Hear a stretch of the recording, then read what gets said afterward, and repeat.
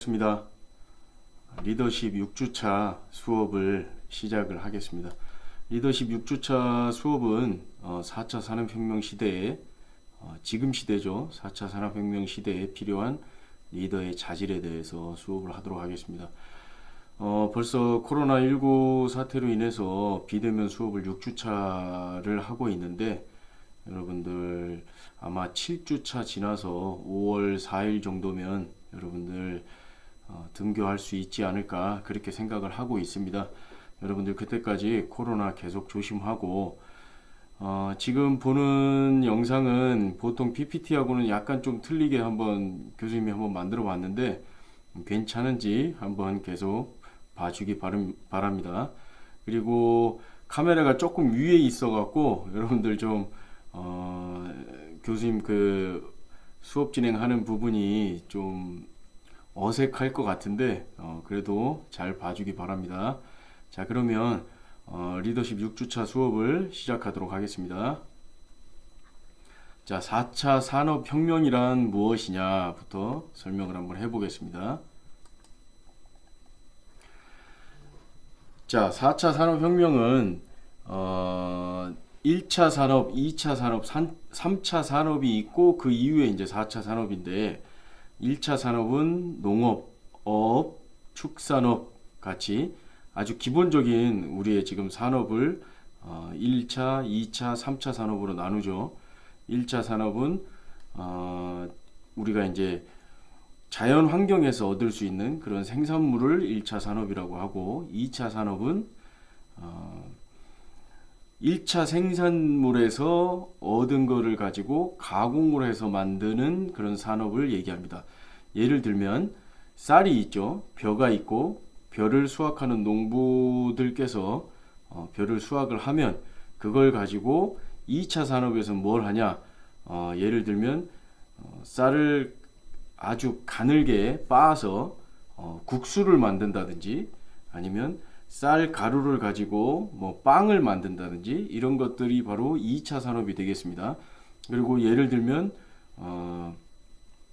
먼 바다에서 잡아온 참치를 가지고 조리를 해서 통조림을 만드는 것 이런 것들이 바로 2차 산업이 되겠습니다. 그러면 3차 산업은 무엇이냐? 바로 1차와 2차 산업을 통해서 만들어진 생산물을 여러분들한테 파는 그런 어떤 서비스업 이런 것들이 바로 3차 산업, 서비스업, 유통업, 판매업 이런 것들이 3차 산업이 되겠습니다. 자, 그러면 4차 산업혁명이라고 하는데 그럼 1차, 2차, 3차에 걸친 산업혁명은 어떻게 일어났느냐를 한번 보도록 하겠습니다.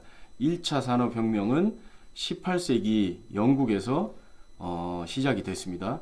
예전에는 옷감을 만들기 위해서 목화, 면을 직접 수확을 해서 손으로 일일이 수작업으로 전부 다 했었는데 18세기 들어가면서 18세기 말경에 면직공업을 통해서 기계화를 이룩합니다. 영국에서.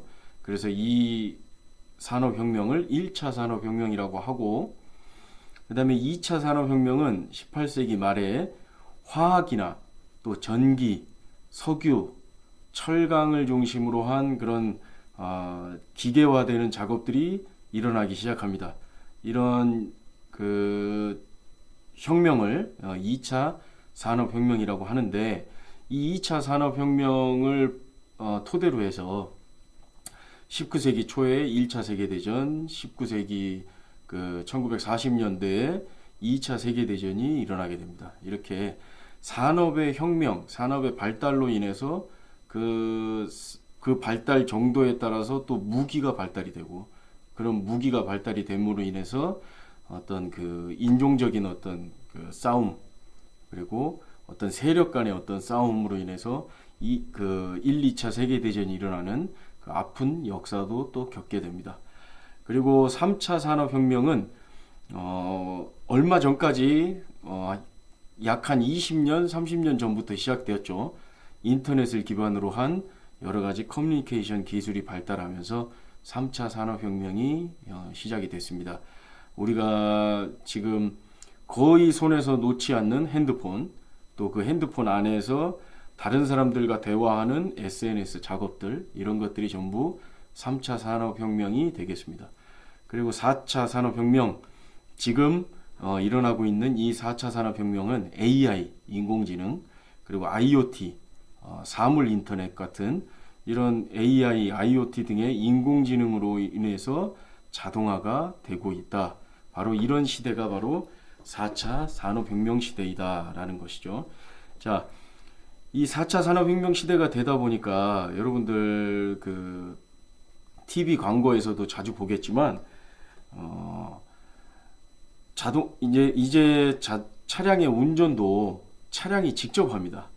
여러분들 잘 알고 있죠. 그리고 미리 핸드폰을 통해서 집에 있는 보일러를 켜놓고 또 어떤 그 공기청정기나 에어컨이 돌아가게 만들어 놓고 또 그 로봇 청소기가 또 청소를 하게 만들어 놓고, 이런 것들이 바로 지금 현재 4차 산업혁명 시대에 와 있다라고 여러분들도 생각을 하고 있으면 되겠습니다.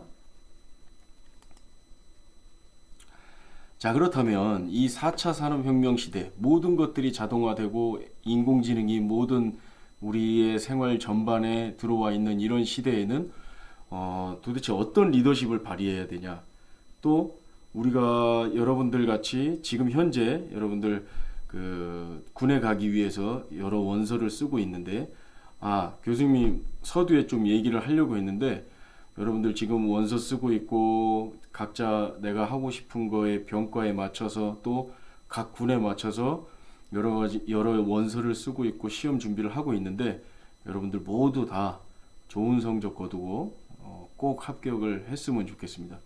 여러분들의 미래를, 또 여러분들의 시험을 교수님이 또 우리 과 다른 교수님들도 마찬가지로 응원합니다. 여러분들 화이팅!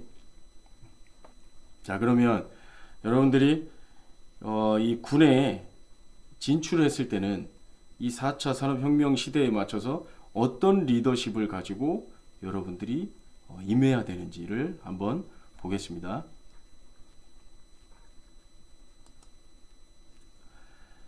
자, 4차 산업혁명 시대에 어떤 리더가 돼야 되느냐, 먼저 리더의 자질이나 특성에는 어떤 것들이 있고, 또 세부적으로 이 자질과 특성에 세부적으로 한번 살펴보고, 또 마지막 6주차 리더십 과목의 과제를 내도록 하겠습니다.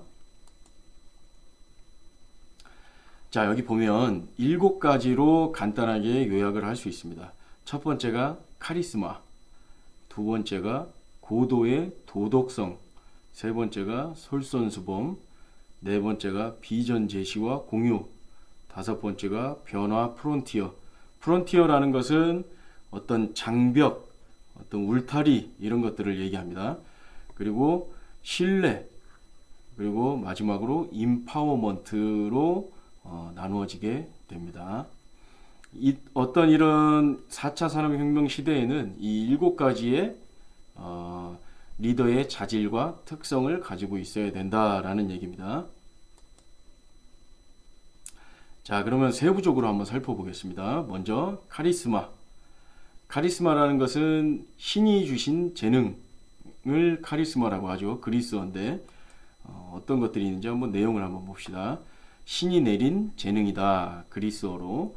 그리고 남들이 갖지 못한 천부적인 특성을 가짐으로써 리더를 초인적 영웅, 영적인 지도자 등으로 우상화했다. 이거는 과거의 얘기입니다. 이 위에 보이는 이 내용은 과거의 얘기고, 오늘날에는 이 카리스마라는 것이 약간은 좀 다르게 표현이 되는데, 오늘날은 자신의 바람직한 가치관, 내가 가지고 있는 생각, 내가 가지고 있는 어떤 비전, 내가 가지고 있는 신념, 내가 가지고 있는 생각을 나를 따르는 부하들, 추종자라고 돼 있죠. 나를 따르는 부하들에게 심어준다라는 것이 바로 카리스마라고 현대사회에서는 얘기를 한다라는 것입니다. 자, 한번 읽어볼까요? 오늘날은 자신의 바람직한 가치관을 추종자들에게 심어주어 부하들의 성공과 성취의 상징이 되어 자신이 가진 인간적 매력을 통해 이들을 리드한다. 자, 내가 가진 신념이나 가치관을 내가 나의 부하들에게 또 나를 따르는 사람들에게 심어주려면 어떻게 해야 되죠? 이 그런 부분을 카리스마라고 하는데 내가 가지고 있는 인간적인 매력이 선행되어야 됩니다. 내가 이들을 나를 따를 수 있게 만드는 그런 어떤 인간적인 매력이 있어야 내가 가진 가치관을 나의 부하들에게, 나의 추종자들에게 심어줄 수 있다라는 내용입니다. 자, 다음 봅시다. 자, 고도의 도덕성. 리더는 어떤 자기의 가치관이나 신념, 내 생각만 나의 부하들에게 심어줘서는 부하들이 쉽게 따라오지 않습니다. 어떤 것이 있어야 되냐? 그 두 번째 리더의 특성이나 자질은 바로 고도의 도덕성이 있어야 된다. 내가 청렴결백하고 내가 어떤 하늘을 우러러 한 점 부끄러움이 없어야 나를 따르는 사람들에게 나를 따라와라. 내가 가는 방향으로 여러분들을 데려가고 싶다라고 얘기할 수 있고 설득력이 생긴다라는 것입니다. 자, 한번 읽어볼까요? 모름지기 군자는 하늘과 땅을 우러러 부끄러움이 없어야 한다. 자, 공자가 얘기했죠. 자, 곧 지도자에게는 그만한 책무가 따른다. 사리사욕보다 공존 공영과 같이 존재하고 같이 생활하고 같이 잘 사는 그런 대의를 따라야 된다. 그리고 2019년도 부패 인식도 조사를 보면 대한민국이 무려 45위나 됩니다. 그러니까 1위가 덴마크고 이게 부패 인식도 조사라는 게 뭐죠? 그 나라가 어느 정도 깨끗한 나라냐? 1위로 갈수록 부패가 없고 깨끗한 나라다.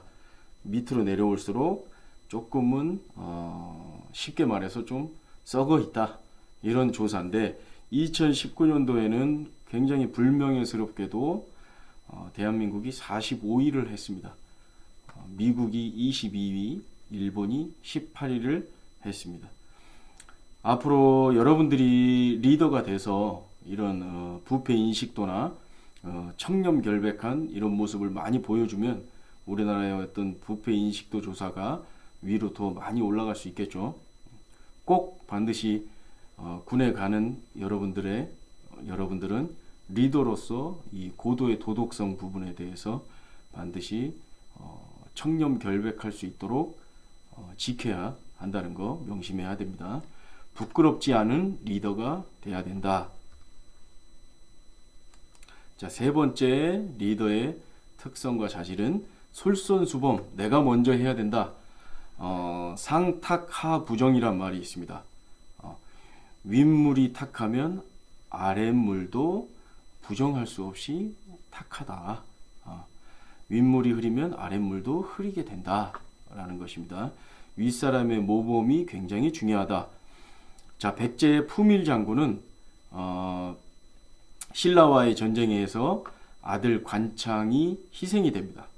이렇게 내가 먼저 내 아들을 전장터에 내보내서 희생될지언정 내가 한 나라의 장군으로서 모범을 먼저 보이고 내가 먼저 나간다. 그런 모습입니다. 또 백제의 계백장군은 유명한 일화가 있죠. 전쟁에 황산벌 전투에 나가기 전에 처자식을 자기 부인과 자식을 자기 손으로 죽이는 칼로 베어서 죽이는 그런 결심, 어떤 솔선수범을 먼저 하고 전쟁터에 나가게 됩니다. 그리고 6.25 전쟁 때는 중국의 여러분들 모택동 알죠? 모택동은 자기의 장남을 6.25 전쟁에 참전을 시킵니다. 그리고 6.25 전쟁에서 장남이 희생을 당하는 그런 솔선수범을 먼저 보입니다. 영국의 이튼 스쿨이라는 곳이 있습니다. 이튼 칼리지라는 이튼 스쿨이 있는데 이 영국의 이튼 스쿨에서는 2차 세계대전 때 40%에 달하는 학생들이 먼저 장교가 돼서 전장터에 나가게 됩니다. 이튼 스쿨의 어떤 그 교육 가치관은 바로 이 솔선수범입니다. 먼저 내가 나가서 먼저 내가 싸워야 한다. 이런 것들을 바로 교육의 가치관으로 주는 가르치는 곳이 바로 영국의 이튼 스쿨이고, 지금까지도 영국인들에게 가장 자신감 있고 자부심이 되는 그런 학교가 바로 영국의 이튼 스쿨입니다. 지금도 마찬가지로 이런 교육 가치관을 계속해서 내세우고 있는데, 여러분들이 나중에 군에 가서 간부가 되면 이 솔선수범이란 자세가 굉장히 중요합니다. 여러분들이 먼저 나서서 작업을 하고, 여러분들이 먼저 나서서 적진을 향해 나아갈 때 나를 따르라. 그러면 부하들이 따라오게 됩니다. 바로 이런 하나의 가치관, 그리고 하나의 가치가 바로 솔선수범이라는 그런 요소가 되겠습니다. 영국의 그 철의 여왕이라고 하는 수상을 지냈던 마가렛 대처는 이런 얘기를 합니다. 군중 한가운데서는 리더십을 발휘하지 못한다. 내가 이 군중 한가운데 섞여서는 아무리 내가 얘기를 해봐야 나를 따라오거나 내가 리더십을 발휘할 수가 없다.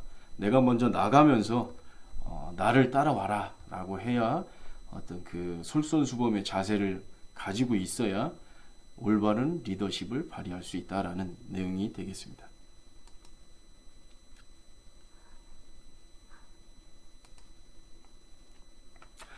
자, 그리고 비전의 제시와 공유라는 내용이 있습니다. 비전의 제시와 공유. 비전이란 건 무엇이냐? 아까 서두에도 얘기했지만 리더가 가지고 있는 가치관, 그것은 리더의 하나의 생각이 되겠죠. 근데 비전이라는 것은 뭐냐면 리더와 내가 데리고 있는 부하들, 내가 데리고 있는 추종자들과 함께 올바른 방향으로 가야 되는 그 길을 비전이라고 합니다. 그런 목표를 비전이라고 합니다. 그래서 구체적인 미래 모습과 지향점을 제시하는 그런 방향, 그리고 조직의 바람직한 미래상과 방향을 제시하는 것, 이런 것들을 통틀어서 비전이라고 합니다. 그러니까 목표보다는 더 큰 의미가 되겠죠. 자, 이런 비전을 나만 알고 있으면 되냐? 리더만 알고 있으면 되냐? 아니죠. 내가 데리고 있는 부하들, 추종자들에게 공유해 줘야 된다. 미래 비전에 대한 구성원들과의 공유가 있어야 되고, 명확한 방향 설정을 제시해 줘야 되고, 조직의 장기 비전을 제시하고 구성원들에게 호소해야 된다. 우리가 이런 방향으로 같이 나아가야 된다라는 것을 호소하는 부분이 바로 공유다. 비전을 제시하고 같이 갑시다 라고 하는 그런 공유를 해야 된다라는 그런 내용입니다. 자, 변화 프론티어. 자, 과거와 같이 토지, 노동, 자본 등의 생산 요소가 각광받던 시대와 달리 현재는 지식, 정보, 기술 등이 중시되는 시대입니다. 그래서 오늘날과 같은 지식 경제 시대에는 변화는 곧 생존이자 기회이다. 변화 프론티어라는 말이 그런 말입니다. 어떤 울타리에 갇혀서 경계선에 갇혀서 있는 것이 아니라 변화되는 부분을 전부 다 변화를 시켜야 된다. 그 변화되는 부분을 설득시키고 변화되는 부분으로 따라가야 된다. 변화의 수용과 유도가 불가피하다. 요새는 현대 시대는 무조건 변해야 된다라는 그런 내용입니다. 혁신의 기수가 되어 바뀌고 혁신적이고 변화되는 어떤 선두가 되어서 변화를 이끌어 가도록 해야 한다. 그런 내용이 되겠습니다. 그 다음에 신뢰 부분입니다.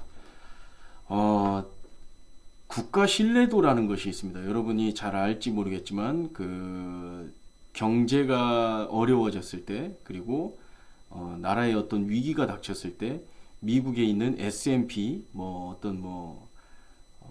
그런 신뢰도 조사를 하는데, 신뢰도 조사를 왜 하느냐? 외국 사람들이 한국이란 나라를 보고 투자를 합니다. 산업이나 아니면 자본을 투자를 하는데, 그때 사용되는 것이 바로 이런 신뢰도입니다. 국가 신뢰도.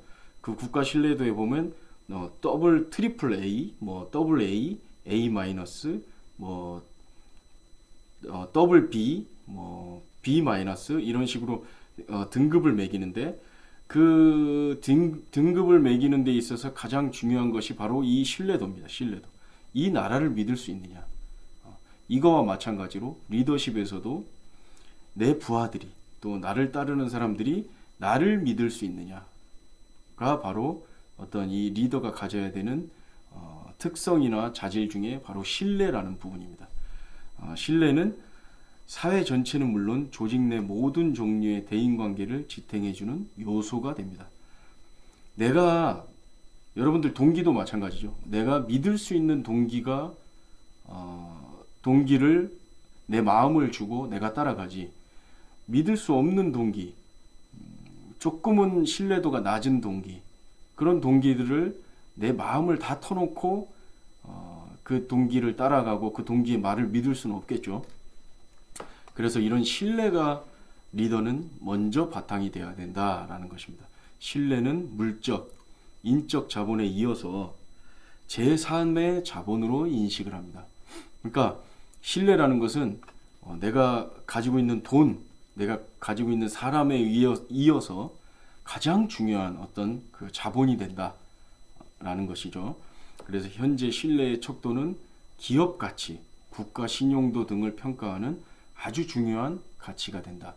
그러니까 여러분들 신뢰를 가진 리더는 부하들에게 나를 따라와라 라고 할 수 있는 그런 요소를 하나 정도 더 갖추게 된다라는 그런 내용이 되겠습니다.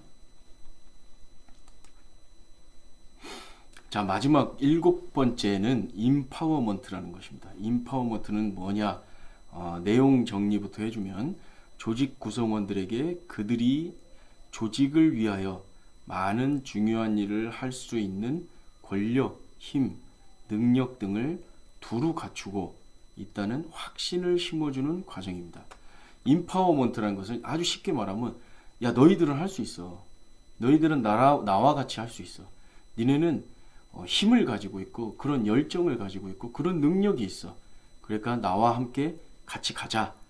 이런 어떤 환경을 심어주고 어떤 심리적인 그런 힘을 불어넣어 주는 것이 바로 임파워먼트 리더십이라는 것입니다.